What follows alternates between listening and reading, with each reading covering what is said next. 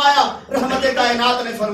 فرمایا کہ جب کوئی میرا امتی بوڑھا ہو جاتا ہے، 80 سال کی عمر ہے، 90 سال کی عمر ہے، پھر وہ سوچتا ہے مسجد میں جاؤں گا، روؤں گا، لوگ دیکھیں گے بابا جی کو گھر میں مسئلہ بن گیا تھا اس لیے رو رہا ہے، بیٹے نے کوئی بات کی ہوگی اس لیے رو رہا ہے، بہو نے بات کی ہوگی اس لیے رو رہا ہے۔ اللہ فرماتا ہے نہیں نہیں میرے بندے، تو مسجد میں آ جا، عشاء کے بعد آ جا، بلکہ تہجد کے وقت آ، تو جاتے ہوئے کوئی بھی نہ دیکھے، جاتے ہوئے کوئی بھی نہ دیکھے، تاکہ شرمندگی محسوس نہ ہو۔ 80 سال کے گناہ لے گیا، 80 بہاریں ضائع کر گیا، 80 بہاروں کو برباد کر گیا، 80 سال کے گناہ لے گیا، مسجد میں آ کر عشاء کے بعد تہجد کے وقت دروازے بند کر دے، کھڑکیاں بند کر دے، اکیلا ہی پکل مار کے منہ چھپا گیا، تجھے دیکھے بنا لوگ کہیں گے یہ گناہگار ہے، زانی ہے، شرابی ہے، چور ہے، لٹیرا ہے، فلاں گناہ اس کے اندر ہے۔ اللہ کہتا میرے بندے میں گناہ نہیں گنواؤں گا،